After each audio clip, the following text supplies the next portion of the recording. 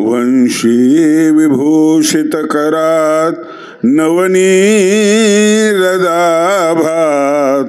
पीतंबर धरुण बिंब फलाधरोष्ठात पूर्णेंदु सुंदर मुखात अरविंद नेत्रात कृष्णात् परं किमपि तत्त्वमहं न जाने कृष्णात् परं किमपि तत्त्वमहं न जाने। हे गोविंद हे गोपाल हे दयानिधान। हे गोविंद हे गोपाल हे दयानिधान। हे गोविंद हे गोपाल हे दयानिधान। हे गोविंद हे गोपाल हे दयानिधान। हे गोविंद हे गोपाल हे दयानिधान। हे गोविंद हे गोपाल हे दयानिधान। हे दयानिधान। हे गोविंद हे गोपाल हे दयानिधान। हे दयानिधान। हे दयानिधान।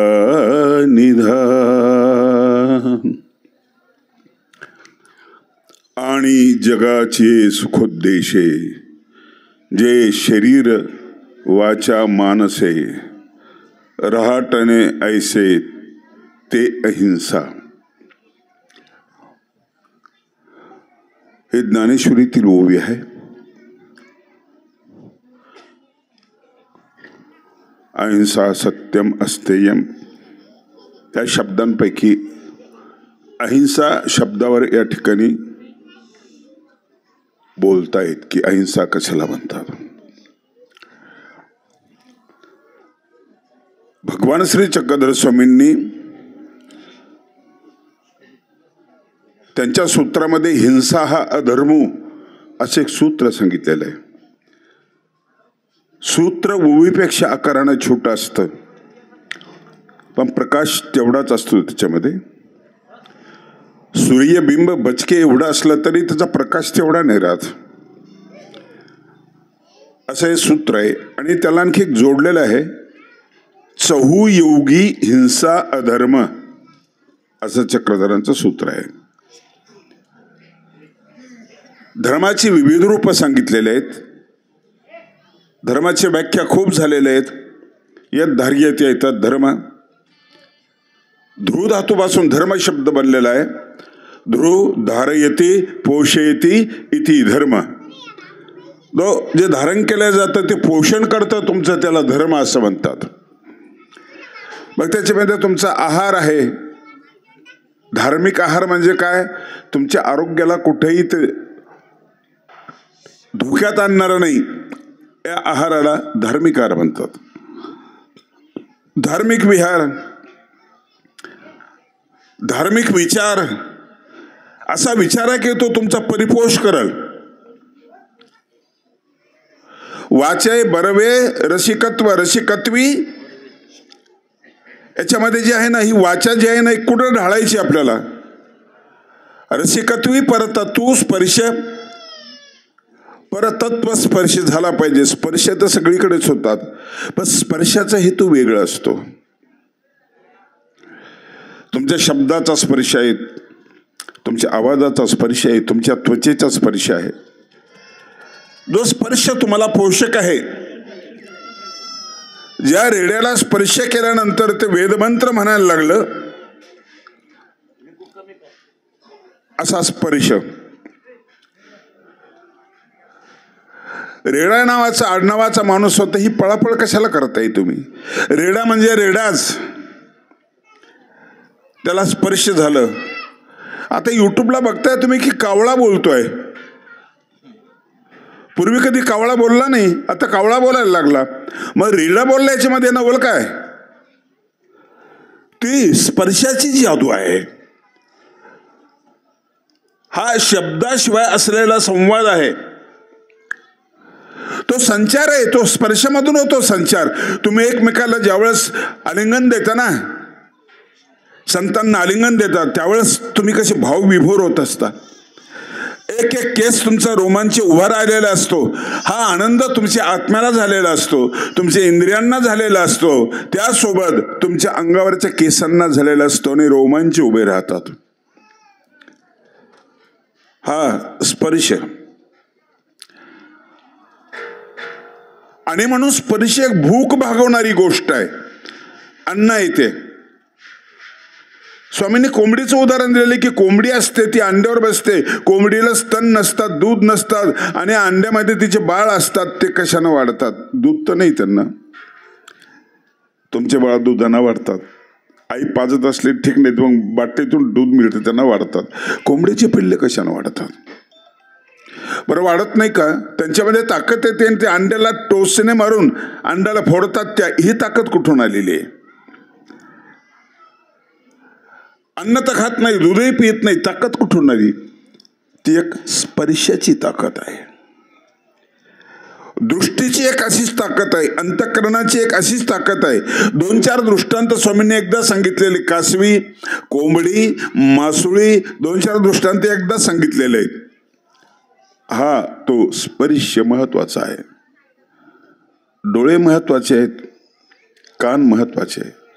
म्हणून भागवतामध्ये एक श्लोक आलाय, वाणी गुणानुकथने श्रवणौ कथायाम हस्तौच कर्म सुमनस्तव पादयोरुन. सगळ्या इंद्रियांना कामं सांगितलीत त्यांनी, यमला अर्जुनाने. आपण इतरांना उपदेश करतो, आपल्या इंद्रियांना कधी उपदेश करतो? आपण करतच नाही. इंद्रियांशी संवाद साधणं महत्वाचं आहे. अलीकडे माणूस असा अबोल होत चालला. पूर्वीचा माणूस पृथ्वीशी बोलायचा, सूर्याशी बोलायचा, कवणं करायचा, स्तवनं करायचा. माणूस मोठा होता हृदयाने. पैशाना लहान असेल, हृदयाने त्याचा विस्तार झालेला होता.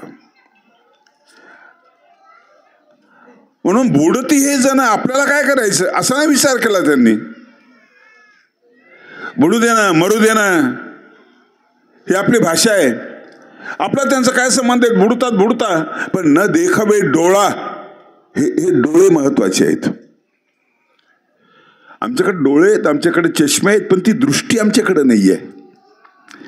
आणि दृष्टी डॉक्टर देत नाही बरं का. चष्मा देईल, वाढीव नंबरचा चष्मा देईल, जाडविंगाचा चष्मा देईल, दृष्टी नाही देत, दृष्टी. आणि म्हणून डॉक्टरही कधी कधी चुकतात.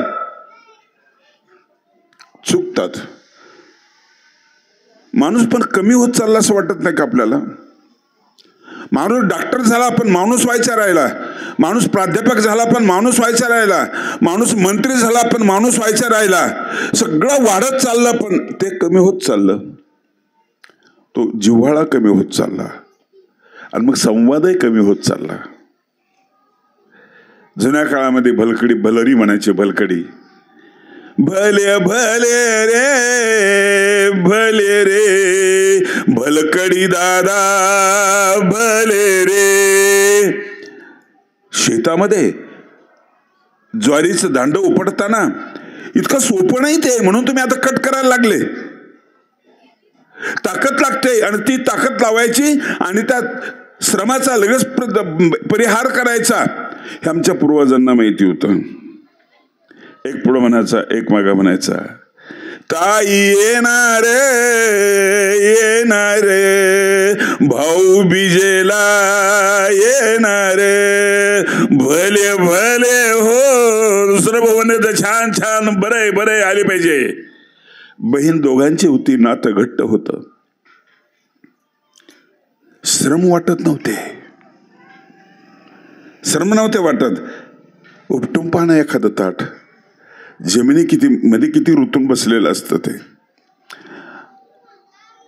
आमचं गाणं व्यापलेलं आहे. जात्यावरचं गाणं असो की मोठावरची आरोळी असो, गाणं व्यापलेलं आहे. आणि हे गाणं ग्रामीण भागातून गेलेलं आहे. हे गाणं मनामध्ये आहे, जनामध्ये आहे, वनामध्ये आहे, सगळीकडे. जात्याच्या खुंट्यावर हे गाणं आहे, मोठाच्या धावावर हे गाणं आहे. किती हलका होत होता माणूस. तुम्ही आता बोर होताय, ते बोर होत नव्हते. दिवसभर काम करूनही बोर होत नव्हते. ते गोष्टी असायच्या, रात्रभर गोष्ट चालायची. चित्रपट आपण रात्रभर पाहत नाही, पण गोष्टी रात्रभर चालायची. हा तुमच्या हृदयाला स्पर्श होता. ये हृदयचे ते हृदय जे म्हणतो ना आपण, ते तिथं जात होतं. हृदय असं कसं मजबूत होत होतं, त्याला अटॅक येत नव्हतं, काही येत नव्हतं. श्रम असायचे, सगळे असायचे. हिंसा होत नव्हती. मदन मळताना मी पाथ आणलेली आहे, चप्पल घालायची नाही, खेटर घालायचे नाही, तसंच चालायचं. ज्वारीबद्दल किती आदर होता माणसाला. पृथ्वीबद्दल आदर होता. तिच्यावर कवनं केलेत, आकाशावर कवनं केले, समुद्रावर कवनं केले, नदीवर कवनं केले. नदीला आई म्हणणारा, आजचा आई म्हणणारा माणूस आपल्या आईला आई म्हणत नाही, आई म्हणायचा. सिनेमाच्या गाण्यात झिरपलं ते. कितनी ममता है नदियों में माता कह के बुलाते हैं,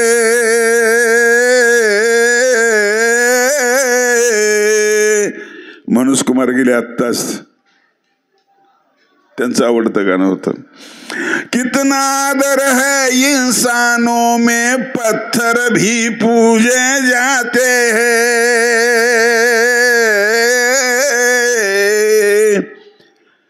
दगडाला देव बनवणारा हा माणूस आहे. मग देव मोठा नाही, याचा आदर मोठा आहे. संतांचा आपण अकवाला ऐकतो ना, किती विरोधात बोलतात संतांच्या, किती विरोधात बोलतात. आदर संपलेला आहे. आणि न कळत मग हिंसा जन्माला येते. एखाद्या संतांनी शिवी दिली किंवा कोणी शिवी दिली, मोबाईलवरती दाखवले तुम्ही, शिवी ही हिंसा आहे, वाचिक हिंसा आहे. मानसिक हिंसा आहे आणि शारीरिक हिंसा आहे. शरीराने कोणाला तुम्ही खलास करता ते शारीरिक हिंसा. वाचेने तुम्ही कोणाला वाईट बोलताय, त्याचे वर्म काढताय, ती वाचिक हिंसा आहे. आणि मनाने तुम्ही वाईट चिंतन करता, ती मानसिक हिंसेचे एकूण 3 स्तर आहेत. आज राम जन्मोत्सव आहे. आज किती वर्ष झाले हो त्रेतायुगाला? 9 लाख काही झाले म्हणतात, असतील कमी जास्त काही. इतक्या वर्षानंतरही आपण श्रीरामाची आठवण करतो. का करतो? आता तसा माणूस जरा असता तर आपण विसरलो असतो. माणूसच नाही तसा. आणि म्हणून व्याकरण शिकवतानाही त्याचा श्लोक बनवला, त्याला नमस्कार केला. रामो राजमनी सदा विजयते, रामं रमेशं भज.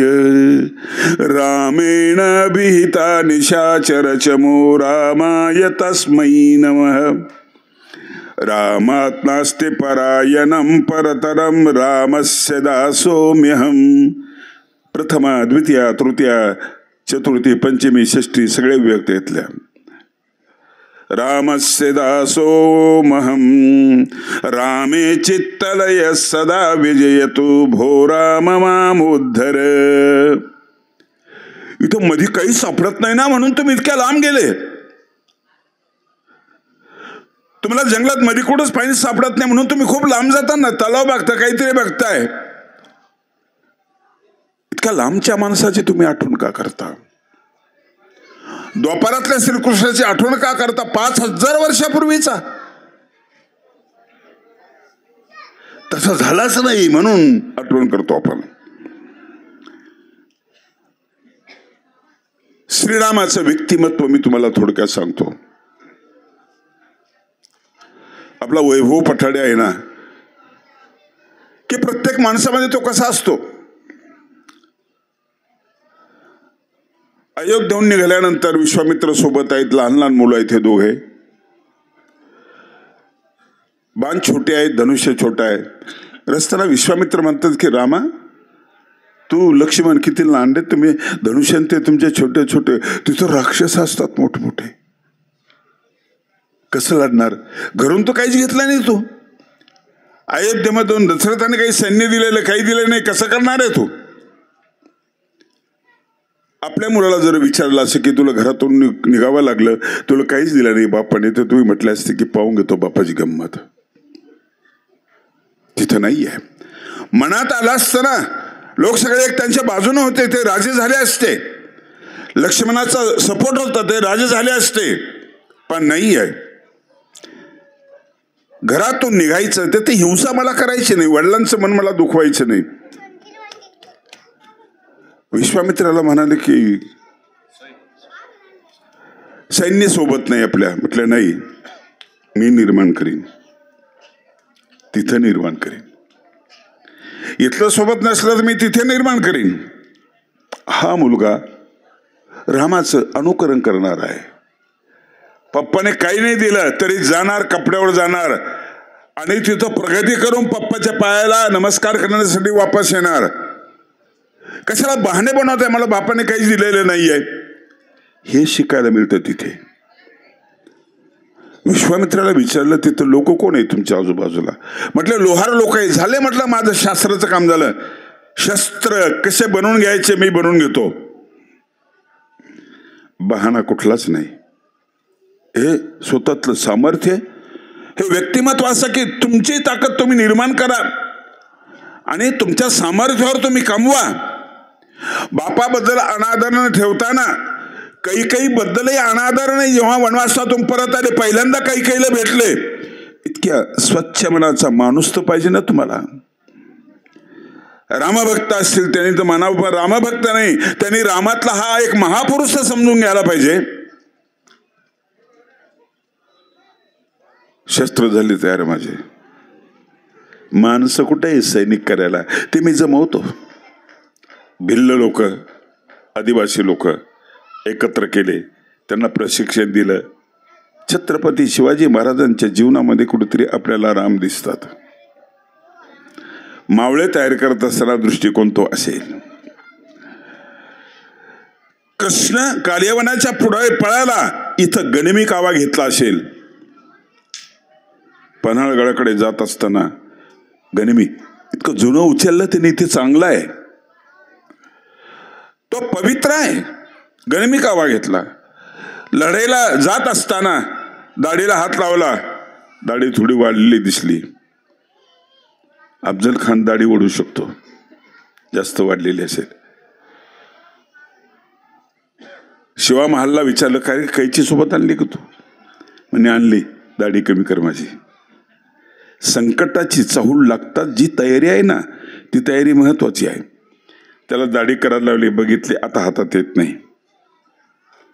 संकटाचं निवारण इथंच केलं. वाढले असते पकडले असते तर इथंच निवारण केलं. आणि जे राज्य ताब्यामध्ये घेतलं ते त्याच लोकांना देऊन टाकलं, अगदी बिभीषणापर्यंत. रावणाचं राज्य आहे, सहभागीने करून घेतलं, आपल्या राज्यामध्ये देऊन टाकलं. असं कोणी इथं असेल तर सांगा ना, त्याचं चरित्र मी सांगतो. पण नाही ना आपल्याकडे, ते नाही. वैभवला विचारलं, तू इकडे आलास, तू कसा आला? तो म्हटला असंच आलो. कसं केलं? त्याने जे उत्तर दिलं ते महत्वाचं आहे. मी कुणाचं कौतुक करायला रिकामा नाहीये. तो म्हटला, कामावर जर प्रेम केलं बाबा तर काम आपल्यावर प्रेम करतं. तुम्ही जे करताय ना त्याच्यावर प्रेम करताय, जे करताय ना त्याची भक्ती करा. टिकास हातामध्ये घेतलं, खोदायला लागले ना, टिकासावर प्रेम करा. जिला खोदताय तिच्यावरही प्रेम करा, ती तुम्हाला देईल. आजूबाजूला प्रेमाचा वर्षाव होत असतो. आज बघतोय पण की भ्रष्टाचार, गुंडगिरी, बलात्कार या सगळ्या गोष्टी किती वाढलेल्या आहेत. आणि इथं तिन्ही स्तरावरची हिंसा होते, तिन्ही स्तरावरची. आणि संतांचं म्हणणं असं की माणसाचा जन्म जो आहे, संतांचं येणं जे आहे ते यासाठी आहे. आणि जगाची ये सुखोद्देशे, जगाला सुख देण्याच्या उद्देशाने शरीर वाचा मानसे, शरीरानेही मनानेही आणि वाचेनेही सुख देणं महत्वाचं आहे. महाभारतामध्ये एक श्लोक आहे, महत्वाचा श्लोक आहे. अष्टादश पुराणेषु व्यासस्य वचनम द्वयम परोपकार पुण्याय पापाय परपीडनम. एका श्लोकात 18 पुराणाचा सारांश घेतलेला आहे, लक्षात ठेवा. महाभारताचे किती 18,000, भागवताचे सगळ्या पुराणाचे किती श्लोक आहे, इतके कधी ऐकणार आहे कोण, कधी एवढं सांगणार आहे. 2 श्लोकामध्ये व्यासांनी त्याचा परामर्श घेतला. एवढंच लक्षात ठेवलं ना, 18 पुराण तुमच्या डोळ्यासमोर आहेत. परोपकार पुण्याय, दुसऱ्यावर उपकार करणे यासारखं पुण्य नाही. पुण्य कशाला म्हणायचं? दुसऱ्याच्या सुखामध्ये भर टाकायची त्याला पुण्य म्हणायचं. दुसऱ्याच्या दुःखामध्ये भर टाकायची त्याला पाप म्हणायचं. परपीडनम हेच तर चालू आहे की नाही आज. दुसऱ्याचं दुःख कसं असं वाढेल, त्याला आपण अडचणीमध्ये कसं आणू, हे आध्यात्मिकही नाही आणि वैज्ञानिकही नाही. परोपकार पुण्याय पापाय परपीडनम. म्हणून व्यासांचे 2च वाक्य महत्वाचे आहे. परोपकार करणे आणि परपीडा थांबवणे. याच अंगाने ही ओवी मला अशी वाटली. आणि जगाची हे सुखोद्देश आहे, जगाला सुख देण्याच्या उद्देशाने. सुख म्हणजे काय? दुःख आहे त्याला सुख देणे, पाणीने त्याला पाणी देणे, भूक लागली त्याला अन्न देणे, हे महत्वाचं आहे. पुराणातल्या कथा सगळ्या टाकाऊ नाहीत, कालबाह्य नाहीत. मला माहिती आहे तो इतिहास नाही, त्याच्यामध्ये बऱ्याच काल्पनिक गोष्टी मिथक आहेत त्याच्यामध्ये बरंच, हे मला माहिती आहे. पण त्यांच्या कल्पना असतील ना, त्या कल्पना सुद्धा खूप चांगल्या आहेत, खूप चांगल्या कल्पना आहेत. एक ओशोंची गोष्ट वाचली मी. तो म्हणाला की एक राजा होता आणि त्या राजाने सगळे पंडित बोलवले, बौद्ध, जैन, वैष्णव, शैव, वारकरी, महानुभाव सगळे बोलवले म्हटले. आणि म्हटले बौद्धाला विचारला तुमचा ग्रंथ किती? ते म्हणजे ट्रक भर आहेत. बापरे, कोणी वाचायचे ते, लोकांना वेळ आहे का? आताच लोक म्हणतात प्रवचनाला चला वेळ नाही, कीर्तनाला चला वेळ नाही. बरं, जैनांना तुमच्या इथे म्हटले आमच्या इथे एवढंच आहेत.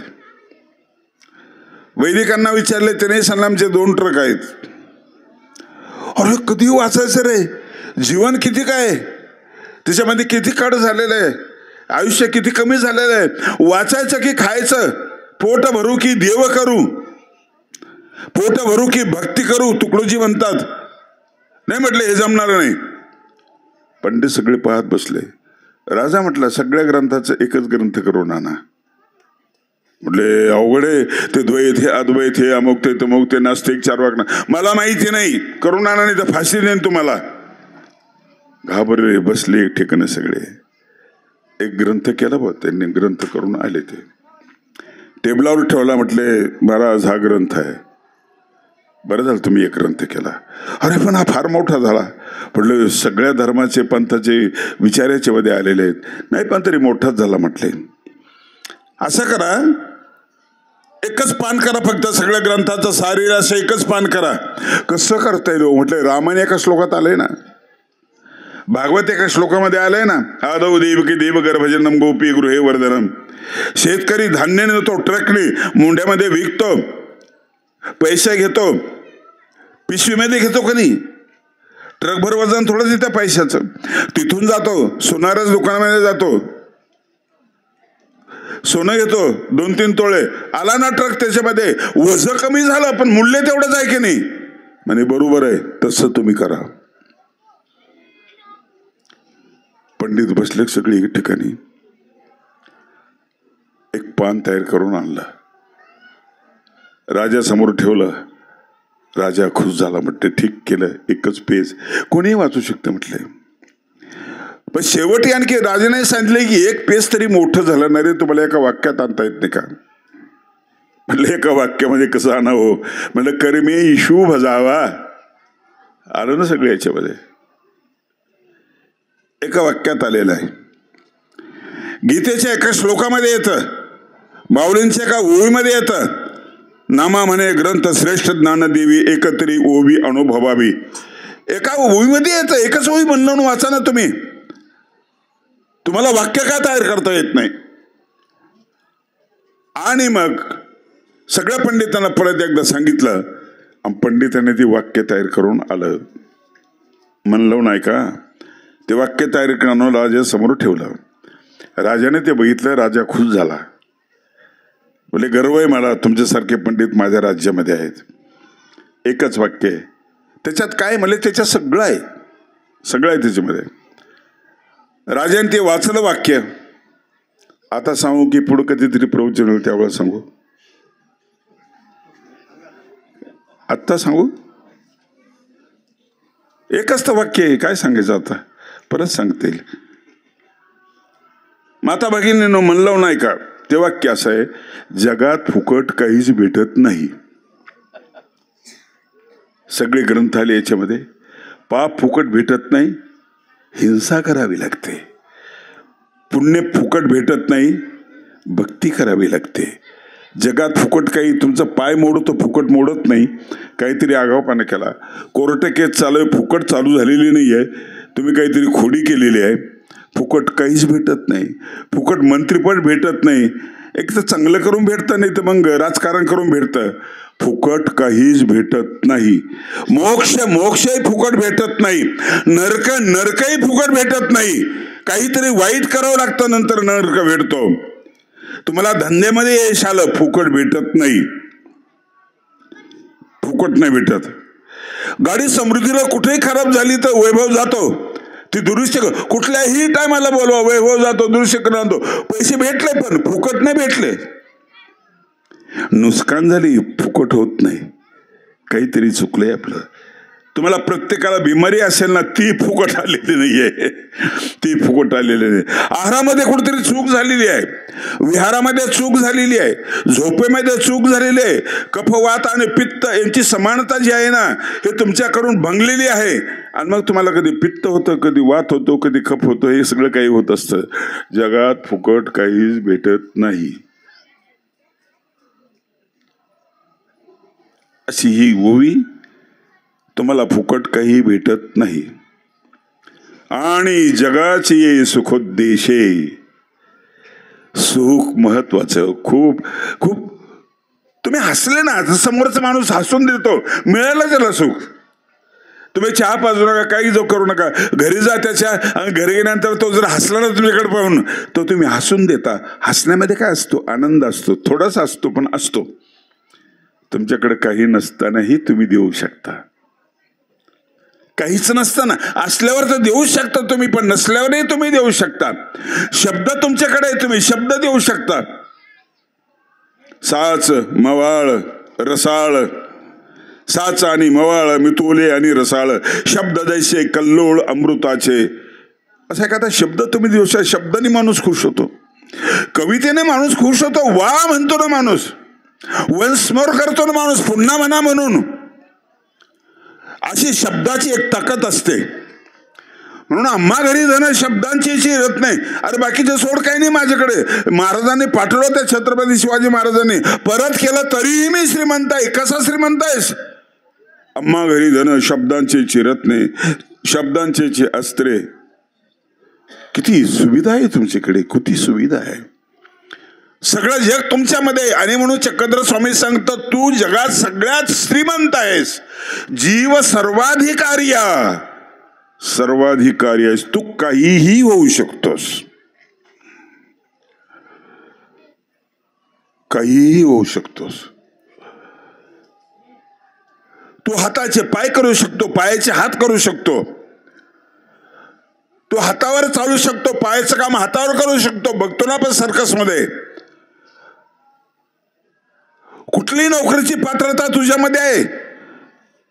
तू मनावर नाही घेतलं तर नाही मिळणार, पण जर मनावर घेतलं, ध्येय जर पक्का केलं, तर ते तुझ्यामध्ये इतकू श्रीमंत आहेस तू. अलेक्झांडर ज्यावेळेस भारतामध्ये आला ना, जग जिंकल्यासारखं केलं त्यांनी. राजस्थानमध्ये गेला, एका मांडलिक राजाने त्याला एक पेटी दिली, पेटीची पेटी, एवढी पेटी, रत्नांनी मढवलेली पेटी. बाजरीच्या दाणे एवढं मी दिल्लीला रत्न बघितलं, 60 लाखाचं होतं. असे रत्न तिला फिरवलेले, रत्न जळीत पेटी. काय किंमत त्याची? इतका खुश झाला, म्हणलं ही पेटी. खुश झाला, पण चिंतेमध्ये पडला की हिच्यामध्ये ठेवू मी काय? हिच्यात मी काय ठेवू? हिच्यापेक्षा जास्त किमतीचं असलं तर ठेवता येईल ना. अरे गोदरेजचं कपाट आणलं तर तुम्ही नव्या नव्या साड्या, नवे नवे कपडे तुम्ही ठेवता, त्याच्यामध्ये पुंजा टाकत नाही तुम्ही. ती पेटी ज्या लायकीची आहे ना, त्यापेक्षा जास्त लायकीचं काहीतरी ठेवायला पाहिजे. 5-7 दिवस झाले, लक्षात नाही आलं, त्याचं काही सापडेनाच त्याला.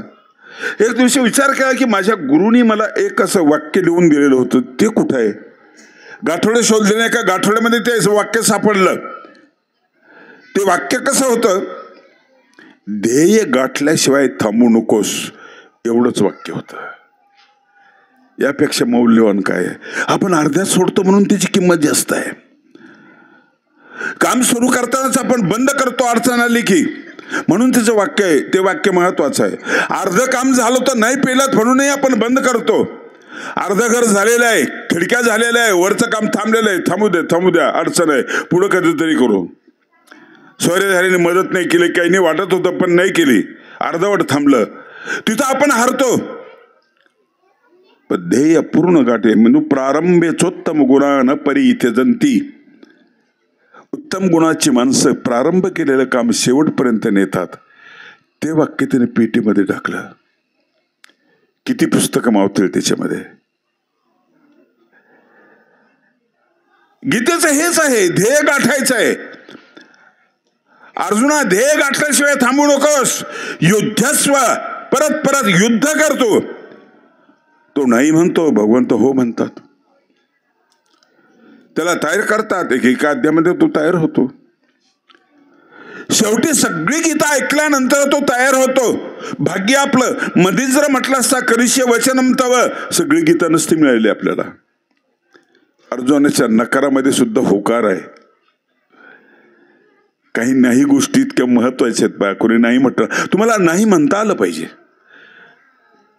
कोणी वस्तू मागायला आल्याला नाही असं म्हणता आलं पाहिजे की तो खुश झाला पाहिजे. वस्तू मिळाली नाही तरी तो खुश झाला पाहिजे. नकार तुमची श्रीमंती दाखवतो आणि स्वीकार तुमची गरिबी दाखवतो. नकार तुमचा समाधानाचा ढेकर दाखवतो, तुम्ही तृप्त आहात. ही नकाराची ताकद आहे. कारण जेवण भूक लागली होती पण नाही, तुम्ही करून घे, मी आत्ताच जेवून आलो. नकाराची श्रीमंती मोठी आहे. आणि म्हणून तुकाराम महाराजही महाराज होते, शिवाजी महाराजही महाराज होते. पण शिवाजी महाराज द्यायला लागले ना.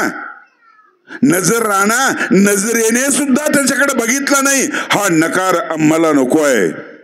घरी त्याची परिस्थिती नाही ना, तरी आम्हाला तो नको आहे. मी एक गोष्ट सांगत असतो. शिरवाडकर, त्यांना ज्ञानपीठ पुरस्कार मिळाला होता, तुम्हाला माहिती आहे. त्यांच्या अंगणामध्ये एक भिकारी आला. साहेब काहीतरी द्यावं साहेब, 5 रुपये 10 रुपये द्या साहेब, भूक लागली हो साहेब, 2 दिवस झाले साहेब मी जेवलो नाही साहेब, काहीतरी द्या, तुमच्या मला मुलाबाळाला आशीर्वाद मिळेल साहेब, द्यावं साहेब काहीतरी. तात्यांनी खिशात हात घातला, 1 रुपया काढला. म्हटलं तुला 1 रुपया देतो, घे. त्याने 1 रुपया घेतला, निघाला. काय करशील त्या रुपयाचं? म्हणजे काय करू? लॉटरीचं तिकीट काढ. तात्यांचा हात श्रीमंत हात आहे. श्रीमंत कशामुळे? की ज्ञानपीठ पुरस्कार त्यांना मिळालेला आहे. ज्या हाताने घेतला तो हात किती श्रीमंत आहे. भिकाऱ्याचा हात गरीब आहे. त्याच्या हातामध्ये कटोरा आहे, इकडच्या हातामध्ये ज्ञानपीठ पुरस्कार आहे.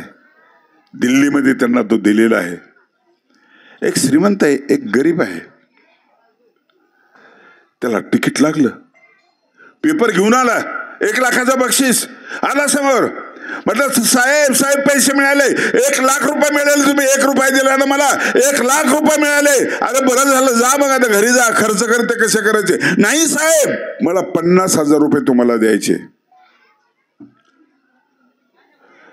कटोरा हातामध्ये असलेला माणूस सांगतो की 50,000 रुपये, एवढे मला काय करायचे, मी भिकारी आहे. देतात लोक, कटोऱ्यामध्ये पैसे टाकतात, भरतो साहेब हे लय झाले ना, मला एवढे काय करायचे, असं आपल्याला कधी वाटलं. ती दूध डेअरी माझी, तो कारखाना माझा, हे माझं, ते दुकान माझं, ती शाळा माझी, हे माझे. आपल्याला का वाटत नाही असं? भिकाऱ्याची आपली तुलना जर केली तर तो मोठा वाटतो ना आपल्याला. साहेब म्हणतात नको मला रे, तूच घे. तो म्हणतो मलाही नको. कोण कोणापेक्षा मोठं आहे सांगा बरं? कोण कोणापेक्षा? विशाखा नावाचा काव्यसंग्रह, त्याला पुरस्कार मिळाला. नटसम्राट त्याच्यामध्ये आहे. या नाटकावर मोहित झालेल्या लोकांनी तो पुरस्कार दिला. किती श्रीमंत आहे शिरवाडकरचा. त्या भिकारी गरीब आहे, पण तो म्हणतो मला नको. हे दोन नको एकत्र येतात ना, तिथं आनंद निर्माण होतो. याला विवेकाचं अधिष्ठान असावं लागतं. आपल्याला माहितीचं अधिष्ठान असतं. कशामुळे? लोक म्हणतात बुवा, कुठला आधारच नाही, विचारायचंच काम नाही. लोक असं म्हणणं आहे, लोकांचं असं म्हणणं आहे. अरे लोक कोण? ही बातमी आली, ही अफवा आलेली आहे, खोटी असू शकते, खोटी असू शकते. मी म्हणतो त्यावेळेला मी तिथे जर असतो ना, ते भिकारीच्या हातातल्या कटोऱ्याचा फोटो काढला असता. आणि कटोराही किती श्रीमंत असतो, बऱ्याच लोकांना मी तो दिला असता.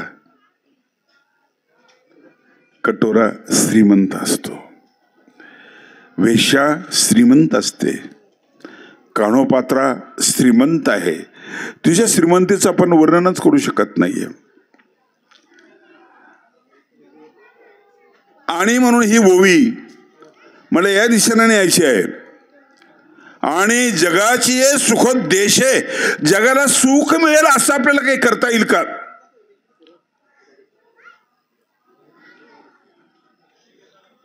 सुख मिळेल जगाला असं काही करता येईल का? थोडंफार जाता असं समाधान वाटेल का आपल्याला की मी जगासाठी हे केलेलं आहे? किंवा आपण गेल्यानंतर लोकांनी काय आठवण काढावी आपली, याचा कधी आपण विचार करतो का?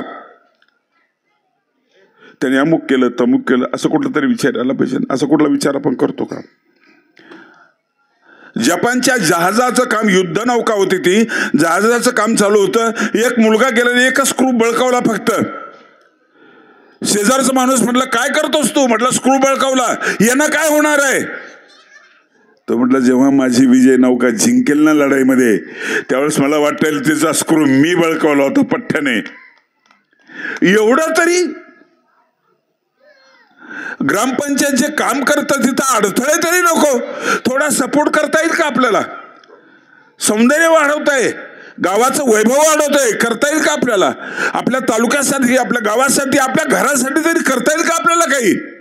समजा तुमचं जग तुमचं घरच आहे, काय केलं तुम्ही? काय केलं तुम्ही?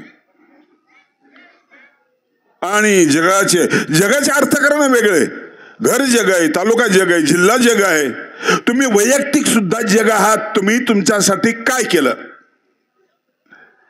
तुमच्या शरीराने, तुमच्या वाचेने, तुमच्या मनाने, तुमच्या सुखामध्ये काय भर टाकली?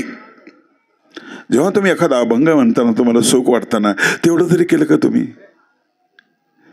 ही वाचिक तपश्चर्या आहे. वाटतं का सुख आपल्याला? दीनाची माऊली आजी म्या देखिली, असं एखादा चरण जर म्हटलं तर बरं वाटतं का? मला बरं वाटतं. काही गाणे भजण्यासारखे ते सुद्धा मला बरे वाटतात, एक प्रेरणा देणारे वाटतात. कुठला चित्रपट मला माहिती नाही, अमिताभ आहे त्याच्यामध्ये, मी बघितला एक वेळेस टीव्हीवर. त्याच्यावर मुलगी रडत असते त्या चित्रपटात, त्या मुलीची समजूत तो काढतो. इतकं छान वाटलं मला जो प्रसंगाला ना, तसं तर मी ते गात असतो. तो त्या मुलीला काय उपदेश करतो, तुम्ही करायला पाहिजे तसा. रोते रोते हंसना सीखो, हंसते हंसते रोना. जितनी चाबी भरी राम ने उतना चले खिलौना रोते रोते हसना शिको. असं कोणतरी सांगणार पाहिजे ना. माशूच्या गीतेतला शब्द आहे, रडू नकोस. सावन बदले तो मत डर जाना गुड़िया रानी, बादल में बिजली चमकेगी बरसेगा पानी, धरती अंबर भीग जाए, आभाळ पृथ्वी भिजू दे, नयनों को नहीं भिगोना रोते डोळे नाही भिजले पाहिजे तुझे, रडू नकोस तू. अर्जुनाला केलेला उपदेश या गाण्यातून येतोय. ते गाणं काही माहित नाही, पण त्यातला किती महत्वाचं ते आहे. धरती अंबर भिग जाए, नयनों को नहीं भिगोना. कोरडे ठेव, हिम्मत ठेव तुझ्यामध्ये, डोळे ओले होऊ देऊ नकोस तू. हे मुलीसाठी गाणं नाहीये, बालकथा बालकासाठी नाहीये, त्या प्रौढांसाठी आहे. बालकथेला अनेक पदर असतात. काऊचे घर शेणाचे, चिऊचे घर मेणाचे, पहिली बालकथा चक्रधर स्वामींनी पैठणला सांगितलेली आहे. कावळ्याचं घर शेणाचं आहे, चिमणीचं घर मेणाचं आहे. पाऊ येतो म्हणजे पाऊस आला. एका मुलीला सांगतात, ती अशीच मुलगी ती छोटी, कावळ्याचं घर वाहून जातं, पावसाळ्याचे दिवस आहे. चिमणी आपल्या खोप्यामध्ये बसते, मेणाचं घर असतं ते वाहत नाही. मग ती चिमणी तोंड बाहेर काढते ना, म्हणते कावळ्या कावळ्या तू कानू की डोळा. 700 वर्षापूर्वीची भाषा आहे, ज्ञानेश्वरीच्या काळातली. तू कानायस, तू डोळायस, तू चकनायस, तू इंजिनियर नाही, तुला काही जमत नाही, तुला घर बांधता येत नाही, गेलं वाहून तुझं घर. इतक्या पुरतं मर्यादित नाही. आता पाऊस नाही मग घर वाहत नाही का तुमचं? वाहतं. घरातले माणसं वाहून जातात. गटारात पडलेली माणसं वाहून गेलेले तुमच्यापासून, तुम्ही संस्कार दिलेले नाही. तुमच्यापासून वेगळे निघालेले माणसं वाहून गेलेले आहेत. वृद्धाश्रमात गेलेले तुमचेच म्हातारी वाहून गेलेले तुमच्या घरातून. अरे कावळ्याच्या त्या शेणाच्या घरातून तुमच्या घरात काय फरक आहे? चिमणीला घर बांधता आलं. माहिती आहे तुम्हाला एक शास्त्र आहे, चिमणी त्याच चिमण्यासोबत लग्न करते ज्या चिमण्याला घर बांधता येतं. तिथं बसून असते ती, चिमणा घर बांधत असतो. सुंदर घर बांधलं की चिमणी त्याच्यासोबत लग्न करते. ज्याला घर जमलं नाही चिमणी त्याला सोडून देते. शास्त्रामध्ये सांगितलेलं आहे. इंद्रजित भालेराव सरांनी सुद्धा सांगितलेलं आहे, नवऱ्याला घर बांधता आलं पाहिजे, घर टिकवता आलं पाहिजे, आणि पत्नीला घरात राहता आलं पाहिजे. एवढीशी गोष्ट बालकथा इतकी जुनी नाही, फार मोठी आहे ती. तुमच्या घराच्या त्या घराशी तुलना करा तुम्ही, किती मोठी ती गोष्ट आहे. सुगरण घर बनवते ना, बहिणाबाईंनी उल्लेख केला, किती बारीक काड्या आणते, तिचे युलिशी कसं बनवते ती घर, सुंदर घर बनवते. जसं एखाद्या गोष्टीला, 2 वाक्याच्या गोष्टीला एवढा मोठा अर्थ आहे, तर ज्ञानेश्वरीतली ही ओवी किती महत्वाची आहे. हिंसा अधर्म, आणि म्हणून जगाची हे सुखोद्देश आहे. प्रत्येकावर जबाबदारी आहे.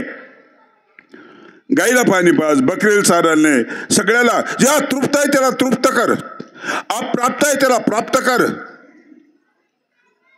किती सुंदर ओवी आहे ती. करून बघा ना एखाद्या वेळेस कुठे अशी मदत. विनाकारण अनाहूत अडचणीत सापडलेल्या माणसाला उद्देशच तो आहे, जगाच्या उद्देशासाठी. शरीर वाचा मानस आहे. पैसा नसेल तुमच्याकडे, तोंडानं चांगलं बोलणं. चांगलं सप्ताह चांगलं होतं बरं का.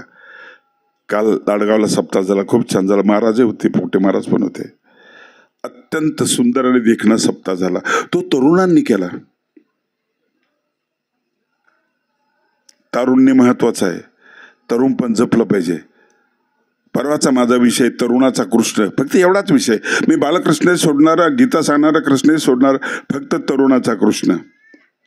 जो तरुण जातो ना तो तरुण आहे, जो तारुण्य येतो ना तो तरुण आहे. ज्याच्यामध्ये जिवंतपणा आहे तो तरुण आहे, ज्याच्यामध्ये विकास आहे आणि गतिमानता आहे तो तरुण आहे, जो कशाला घाबरत नाही ना तो तरुण आहे. संकट येतात ना, संकट येतात. कुत्र्याला गती सहन होत नाही आणि माणसाला प्रगती सहन होत नाही. कुत्र्याकडे जा, तुम्ही जागीच उभे राहा, काही करत नाही ते. तुम्ही पळायला लागले की ते त्याला सहन होत नाही आणि मग ते तुमच्या पाठीमागे लागतं. आणि माणसाला गती सहन होत नाही. आत्ता लांबपणी चड्डीवर होतं ते आणि लागलं हे करायला मोठं गाडी फिरायला. तुझ्या बोलण्यानं काय फरक पडणार, तुझी लाल गाडीच राहणार आहे. होतं तसं होतं ना, पण तो असा झालाय ना आता. हे तरुणाचं लक्षण आहे. तो कुठं आहे यापेक्षा त्यांनी कुठली जागा ठरवलेली हे महत्वाचं आहे. मी गुरु सांभाळले 17 वर्षे, मला शाळा माहिती नाही. 17 वर्षे गुरु सांभाळले. माझा मित्र पास झाला, मॅट्रिक पास, आसाराम शिंगारे वारला तो आता. मॅट्रिक पास झाला, आला, आनंद वाटला मला. त्याचा इतकाच आनंद वाटला, त्याच्या आनंदामध्ये मी सहभागी झालो. पेढे आणले, मला म्हणे तुझ्याकडे घे, माझ्याकडे घेतले. घरोघर पेढे वाटले, पेढे घ्या, हा पास झालेला आहे, मॅट्रिक पास झालेला आहे. असं 5-7 घरी फिरलो. नंतर माझ्या डोक्यात चमकून गेलं की हा उद्याचा साहेब, मी उद्या कोण. मला जागा नक्की करणं महत्वाचं आहे. कोण असणार, सरपंच फोडणार नसणार, कोण असणार, माती काम करणार असेल, जमला ते वीटभट्टी तयार करेल, काहीतरी असेल. माझी जागा मला नक्कीच सापडणार. मी कोण असणार. माझा भाऊ कीर्तनकार झालेला आहे, मोठा कीर्तनकार आहे. म्हटलं कीर्तन ऐकलं, म्हटलं मला घेऊन जा. तुला काय सोबत नाही रे म्हणे, तुला 12कडे येत नाही, काही नाही, लोडणं माझ्या सोबत गळ्यामध्ये उगीच. मी माझी जागा शोधत होतो आणि ठरवलेलं त्याच जागेवर आपल्याला जायचं आहे. गोड असूया होती. मी महानुभाव झालो. भाऊ म्हटलं की तुझं तोंड नाही पाहणार मी. म्हटलं मी पाण्यासारखं तयार करीन. 12 वर्षे भावाने मला बघितलं नाही, पण शेवटी भाऊ आहे. कुठं आहे रे तो विचारला. गाव ते म्हटलं फैजपूरला आहे, संस्कृत शिकतोय. संस्कृत? हो, आले तिथं. माझ्या गुरुच्या पायावर डोकं ठेवलं, सगळं बघितलं, लायब्ररी बघितली, तिथल्या विद्यार्थ्यांचं शिक्षण बघितलं. म्हणा म्हणे चांगलं केलंस तू, चांगल्या ठिकाणी तू आलास. त्यांनी पुस्तकं लिहिली होती, मी पुस्तकं लिहिले. त्यांनी कविता लिहिल्या, मी कविता लिहिल्या. ते कीर्तन करायला मी केलं, त्यांचं दूरदर्शनावर कीर्तन झालं, माझं दूरदर्शनावर कीर्तन झालं. आणि ज्यावेळेस ज्ञानोबा तुकाराम पुरस्कार मला मिळाला, त्यांना कळलं, खूप खूप आनंद झाला. सारखे फोन चालू, मी येतो, आळंदीला येतो, मी कार्यक्रमाला येतो. मित्रांना सांगितलं जायचं आपल्याला, पिशव्या भरा, पिशवी भरून ठेवली, निघाले. माझं दुर्दैव अटक आलं त्यांना. पण ते असं म्हणायचं शेवटी, चाल मी आयुष्यभर वारकरी पंथाचा माणूस आहे. मी कीर्तन केलंय, प्रवचन केलंय, मी मृदंग वाजवला, मी अभंग गायलं, सगळं केलं. आणि ज्ञानोबा तुकाराम त्याला मिळाला, त्या मानभावला मिळाला. पण एक आनंदाचा खोपरा होता, जाऊ दे माझ्याच घरात आला. त्याला मिळालं तरी माझ्या घरामध्ये आलेला आहे. ही जागा आहे. जागा शोधल्या जात नाही आपल्याकडून. आपण जागेचा विचारच करत नाही. बांधकामासाठी विचार करता, प्लॉटसाठी विचार करता, कॉर्नरला भेटले पाहिजे, पाणी अमुक पाहिजे, तमुक पाहिजे, सगळं रोड जवळ पाहिजे, हा सगळा विचार करता. ही जागा नाहीये. अभयाची जागा तुमच्या अंतःकरणामध्ये असावी. तुम्ही भयाच्या जागेवर उभे आहात. स्वामींची एक लीळा सांगतो आणि माझं हे व्याख्यान या ठिकाणी संपवतो. भयाच्या जागेवर आपण उभे आहोत. चक्रधर स्वामी वेरूळला मुक्कामी होते. सकाळी उठले, परिवार सोबत घेतला, फिरायला गेले. मॉर्निंग वॉक म्हणता तुम्ही त्याला. थंड हवा, मंद हवा, झुळझुळ वाहणारी हवा, झुळझुळ वाहणाऱ्या पाण्याचा असा मंद आवाज येतो. पक्ष्यांचं किलबिलाट आहे, झाडं हलतायत, सुंदर असं वातावरण आहे. सकाळची ती प्रभा, फार सुंदर वातावरण. पटांगण होतं. महादेव राजाने ते जंगल राखून ठेवलं होतं अभयारण्य. मध्ये एक पटांगण होतं, त्या पटांगणामध्ये ते उभे राहिले शांत, सगळे एकमेकाकडे बघत होते. आल्हाददायक वातावरण होतं ते. जिवंतपणा होता त्याच्यामध्ये.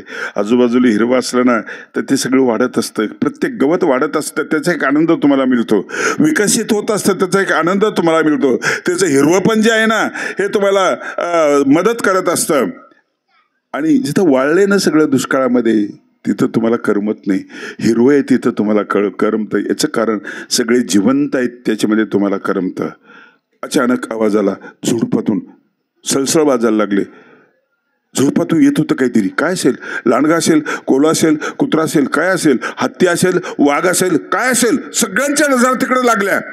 जसं भारत पाकिस्तानची क्रिकेटची मॅच बघत असताना समोर बसलेले लोक डोळे सुद्धा हलवत नाही, स्थिर झालेले असतात डोळे. कोणी खोकवलं त्याला म्हणतं गप्प बस ना, कोणी जर म्हटलं चहा प्यायला, त्याला मारून देणे एक चहा प्यायला.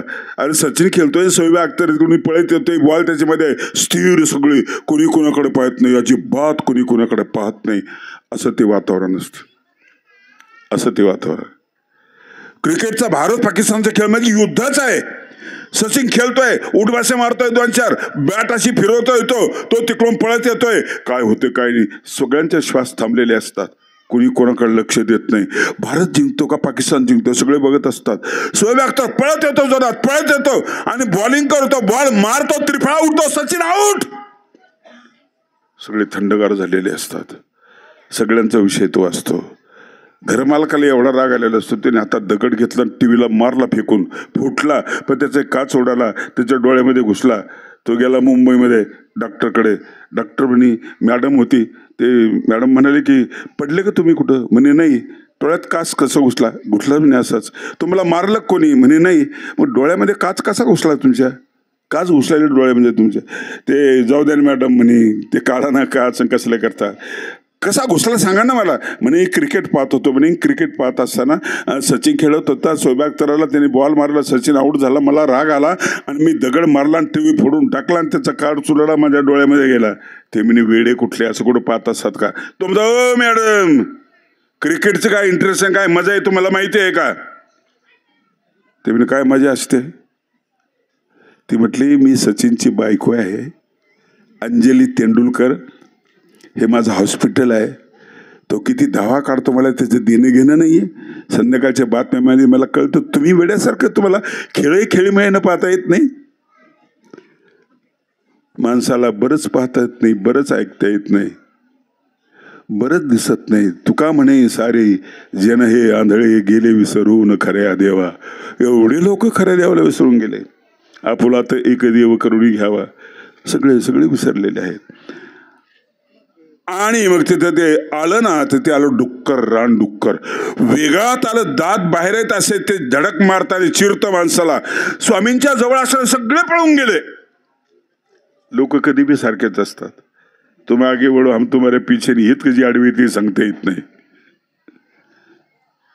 स्वामींच्या चेहऱ्यावरची प्रसन्नता तशीच होती. डुक्कराला समोर उभं राहिलं, स्वामींच्या चेहऱ्याकडे बघितलं, स्वामी स्थिर उभे होते. चेहऱ्याकडे बघितलं. जनावरांना पुस्तक नाही वाचता येत, पण मस्तक वाचता येतं, डोळे वाचता येतात. शांत झालं, परत झाडीमध्ये निघून गेलं. हे लबाड सगळे आले. कोणी म्हणे मी लघुशंकेला गेलतो, म्हणे मी कशाला गेलतो, कोणी कशाला गेलतो, सगळे आले. स्वामींच्या चेहऱ्यात फरक नाही. आपल्या पडला असता, कुठं मेले होते रे, एरवी मला ईश्वर म्हणताना, आता कसं काय तुमचा भरोसा उठला? स्वामी नाही बोलले, गेले बिडारावर. तिथं बाईसा नावाची बाई होती आणि तिला कळतं, ती शिवाय देते, मेलांनो परमेश्वर परमेश्वर म्हणता आणि वेळेवर पळून जाता आणि हिंमत नाही तुमच्यामध्ये, भित्र्यांनो हिंमत नसताना तुम्ही देवरक्ष म्हणता. चिडली ती बाई. स्वामींनी तिच्याकडे बघितलं, तिथंही स्वामींच्या चेहऱ्यात बदल नाही. स्वामी एवढंच म्हणाले, बाई तुमची जागा चुकीची आहे, तुम्ही क्रोधावर उभे राहिलेले आहात. काम एष क्रोध एस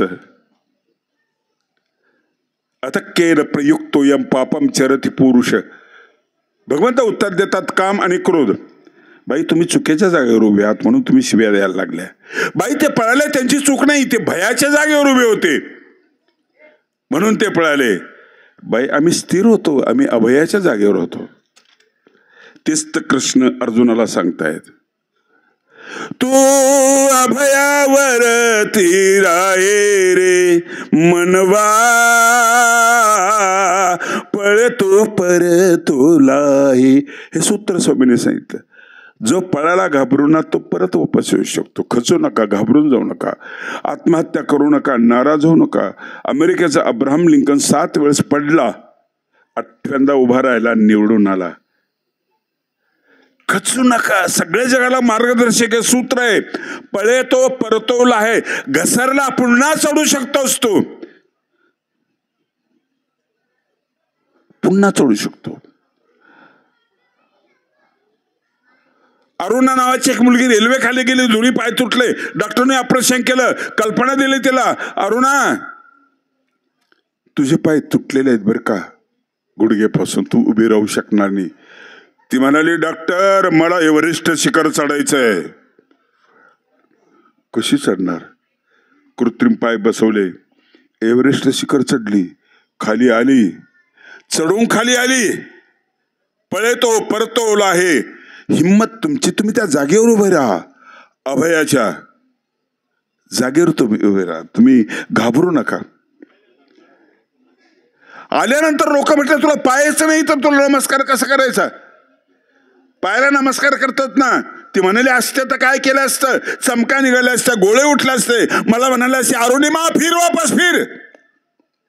नव्हते म्हणून बरे झालं. नमस्कार कुठं करावं तुला? तुझ्या धाडसाला, माझ्या इच्छाशक्तीला नमस्कार करा. मी हरले नाही, मी घाबरले नाही, त्याला नमस्कार करा. आणि जगाचे सुखोद्देशे जे शरीर माचा वाचा मानसे रहाटणे ऐसे. रहाटणे म्हणजे फिरणे, वावरणे, वर्तन करणे. या वर्तनामध्ये हजारो कीर्तन असतात, लक्षात ठेवा. इतकं चांगलं जर वर्तन असेल ना जगाला सुखी करण्याच्या दृष्टिकोनातून, अवघाचे संसार सुखाचा करेन हे आहे ते अहिंसा. अहिंसा महाराजच नाही का, हिंसेची हिंसा करणं ही सुद्धा अहिंसाच आहे. अल्पानिष्ठे बहुत अनिष्ट परिहारे तर परिहारी जे. बापाला कोणी बोललं तर राग येतो आपल्याला, पण बापाच्या पायाला गॅग्रीन झाला बोटाला, डॉक्टर म्हटले की बोट काढून टाका. नाही माझा खूप जीव आहे माझ्या बापामध्ये, 15 दिवसांनी याल त्यावेळेस मनगटापासून काढावं लागेल. नाही हो असं करू नका डॉक्टर, 1 महिन्याने याल तर मांडीपासून तोडावं लागेल. काय करतो आपण? अनिष्ट करतो की नाही? अंगठा तोडणं म्हणजे अनिष्टच आहे की नाही? पण ते कशासाठी आहे? सगळा बाप वाचवण्यासाठी. अंगठा कमी, थोडासा बाप कमी करायचा, मग सगळं वाचवायचं आहे. बाई म्हटली, बायको म्हटली काहीच करायचं नाहीये. तिला विचारलं तुला अंगठा पाहिजे की नवरा पाहिजे सगळा? ती म्हटली सगळा नवरा पाहिजे, अंगठा कट करू दे. अतिरेकांना संपवणं, मारणं अहिंसाच आहे. ती हिंसेची हिंसा करताय तुम्ही, माणसाची करत नाही. अहिंसाच आहे. अशी ही गोड ओवी आज मी निवडली. 1 तास होऊन गेला. आदरणीय फुकटे महाराज यांनी 2-3 वर्षापासून माझा कार्यक्रम ठेवतात. काही लोकही म्हणत असतील, पण महाराजांनी ठेवला. यावर्षी आणखी महाराजांनी आणखी औदार्य दाखवलं. कळमकर बाबांचं एक कीर्तन ठेवलं. आता मी चिंतनेमध्ये वारकऱ्यांचे कीर्तन देतो. यावर्षी जलील महाराज होते, बंडगर महाराज होते. ठेवतो. होऊ द्या ना, कुठेतरी सलोखा निर्माण होऊ द्या ना. हो सलोखाने डिलीट करून टाका ना, जे जुनं काय असेल ते डिलीट करून टाका. लग्नाला नाही गेला ना तो, आज ते तुमच्या जवळचं, हो जवळचं नाते आमचं, आम्ही चुलत भाऊ सख्खे. का नाही गेला लग्नाला? त्यांची पणजी न आमची पणजी कुठेतरी पाय धुण्यावरून भांडणं झालं होते, तेव्हापासून आम्ही बी जात नाही, ते बी येत नाही. रामाने रावणाला मारल्यानंतर डिलीट करून टाकलं. बिभीषणाला सांगितलं जाणते संस्कार कर. छत्रपती शिवाजी महाराजांनी अफजल खानाला मारल्यानंतर डिलीट करून टाकलं, त्याची कबर बांधली. तुम्ही मोबाईल डिलीट करता, कम्प्युटर डिलीट करता, हे का डिलीट करत नाही? 7 वर्षापासून सांभाळलं कसं ओझ तू? त्यामुळे तुझे पोरं त्या पोराशी बोलत नाही, ते पोरं तुझ्या पोराशी बोलत नाही. अहिंसा म्हणजे मन दुखवणं, वाचेने, शरीराने आणि मनाने. फार सुंदर ओवी आहे ती. 1 तासात बोलण्यासारखं नाही आहे, खूप बोलण्यासारखं आहे. फुकटे महाराज तुम्ही संधी उपलब्ध करून दिली, तुमचे मनपूर्वक आभार मानतो. ताई दिसल्या नाही आज, त्या मोठ्या कामासाठी गेल्या. रामायण चालू आहे त्यांचं, रामायण चालू आहे. कसं होय जोडपास कसं आहे? म्हणजे तुल्यबळ आहे, दोन्ही तुल्यबळ आहेत. महाराज तुमचे ते भांडणं होतात की नाही? कोण माघार घेतो पहिल्यांदा? झालंच तर. महाराजांचा आवाज इतका गोड आहे, ताईचा आवाजही गोड आहे. कीर्तनामध्ये सात्विकता आहे. स्त्रीच्या कीर्तनामध्ये कीर्तनाच्या मर्यादा असतात ना, त्या पाळून मी त्यांचं कीर्तन ठेवलेलं आहे गडावर, आणि त्यांचं भागवत मी करमडला ऐकलेलं आहे. ठीक आहे, पुढच्या कार्यक्रमाला वेळ होऊ नये म्हणून मी या ठिकाणी थांबतो. सर्वे भवन्तु सुखिनः, सर्वे सन्तु निरामयाः, सर्वे भद्राणि पश्यन्तु मा कश्चित् दुःखभाग् भवेत्. श्री गोपाळ कृष्ण महाराज.